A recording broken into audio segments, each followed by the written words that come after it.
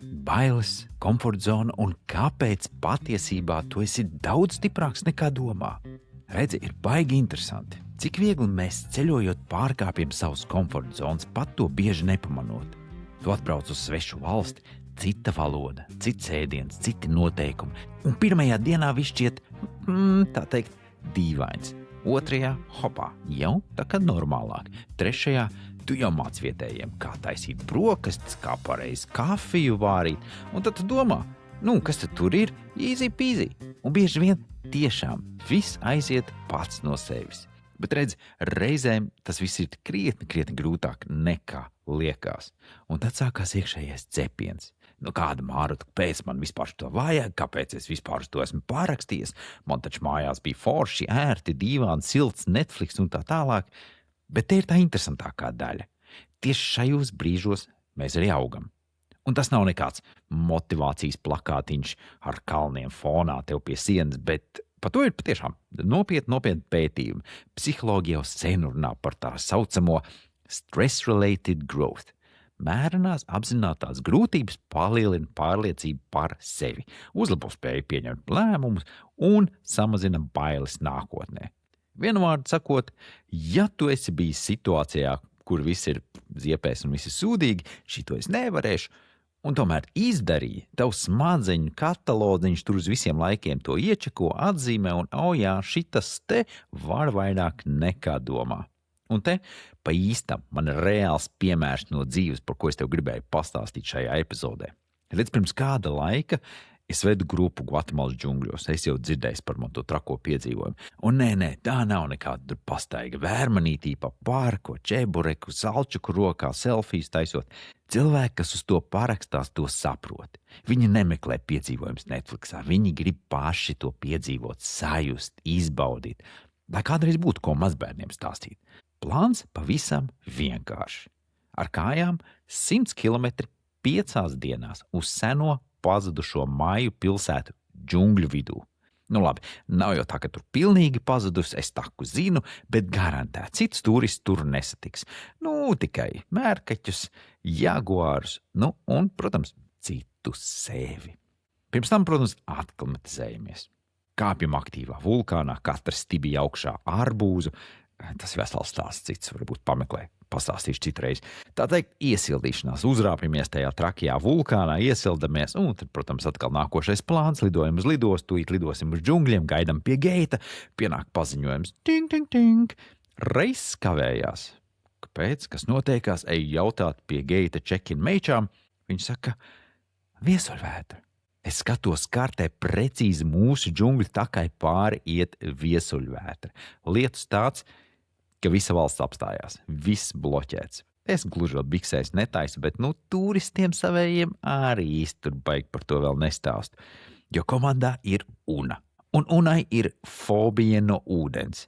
Nevis tā, ka tur man bišķiņ nepatīk lietas, bet nopietni no-go zona. Redz, un tad mēs pāris dienas vēlāk jau spēram pirmo soļu džungļos, un man jau pirmajā stundā kļūst pilnīgi skaidrs. Būs ziepes, ūdens, dubļi, slidens, smagi, viss sūdīgi, nevienam nav viegli, bet Una pārsteidzoši fokusēta. Nav drāmas, nav histērijas, ir tikai, ko te tur? Ja sākām iet, ejam līdz galam. Un opcija jau vienkārši atgriezties atpakaļ nav, mēs esam džungļos, tur nav teleports ārā, bet ir čūska, zirnekļi, jaguāri, mērkaķi, kas met ar zariem pa galvu, ūdens brīžiem līdz ceļiem, cita vieta līdz viduklim un vairāk, bet Una ir tāda, sēdoša suņa auguma. Ir grūti, mežonīgi grūti, es abrīnoju viņu, bet ir jāsaņemās. Un mēs esam komanda, mēs atbalstam, pieturam pie rokas, kad vajag dziļākās vietās, pārnesam pičpaunā pāri. Un pat naktī, tumsā, melnā ūdenī, kur pat fantazēt negribās, kas tur apakšā darās. Un izgāja visus 100 kilometrus, ne gluži aci nepamiršinot, bet pierādot vienu ļoti svarīgu lietu. Mūsu komforta robežas ir galvā. Un reku tu varēsi noklausīties tūlītās, ko Una pati to saka. Es viņai pajautāju, lai viņa ieraksta mazas domas. Jau ir pagājis kāds laiciņš, lai viņa pastāsta, kā tas bija, kāda ir viņas pieredze. Tā kā klausies.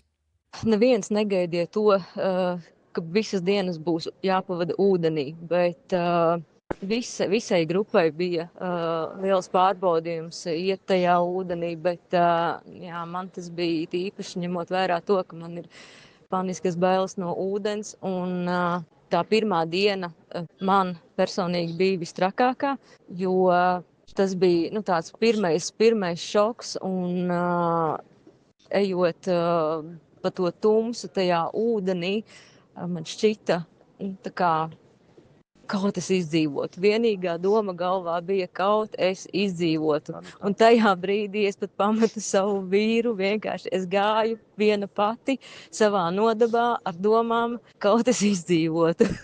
Patiesībā ir tā, ka tas Gvatemalas džungļu gājiens manā dzīvē iezīmē kaut kādu tādu diezgan nopietnu jaunu sākumu, jo Gvatemalas džungļos es gāju ar principā pustukšu bateriju, un pēc šī gājiena manā dzīvē sākās diezgan liela transformācija, un viss sākās ar to, ka es pēc tam gāju terapijā, un tas pirmais jautājums no manas terapeits bija, vai es Gvatemalas džungļos gribēju nomirt. Kāds bija tas mērķis, jo normālos apstākļos cilvēki ar tukšu bateriju nedodas tādos izaicinājumos un nemēģina varbūt pārvarēt savas bailes, kā tas bija manā gadījumā ūdens fobija.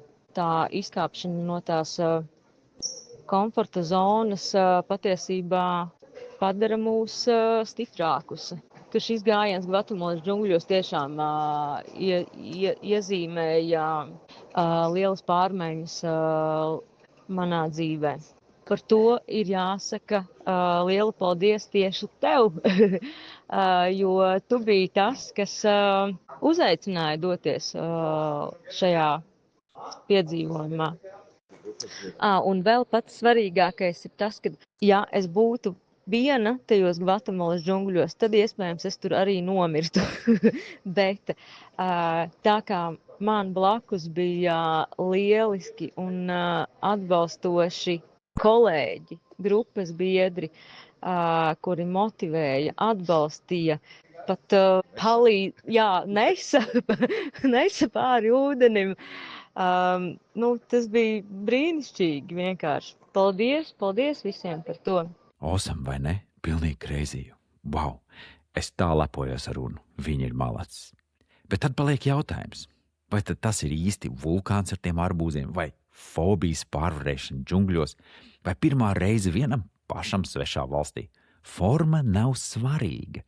Svarīgi ir tas, ka tu dzīvo pa īstam, ārpus komforta zonas, kad nav ērti, kad nav droši, kad nav skaidrs, kā tas viss beigsies. Tie ir pieredzes punkti ar visaugstāko vērtību. Tu apeidi kaut ko nepazīsti. Čing! Experience punkti. Tu ceļo viens. Viss sūdi, pārbaudījumu un lēmumu uz tava rēķina. Čing! Vēl vairāk experience punkti. Tu saskaries ar bailēm. Un neej projām. Nav kur aizbēgt. Tu vienkārši saņemies, pārvari. Čing! Nākamais līmenis. Tā tu ej pa dzīvi. Un tā tas ir. Šie pieredzes punkti tev krājās. Un tev dzīvē daudz vienkāršāk, daudz vieglāk. Viss ir easy peasy. Kad sakrājās sādu sūdi, sapratu, vairāk nekas neliekās pa grūti. Tāpēc pastāst arī man, kas ir bijusi tava lielākā ārpus komforta pieredze? Kā tā tev mainījusi? Un vai tu šodien vispār būtu tas pats cilvēks, kas toreiz tu atceries, kā tas tevi mainīja? Padomā, iespējams, tev nākamā lielākā izaugsme sākās tieši tur, kur šobrīd vēl ir bailes.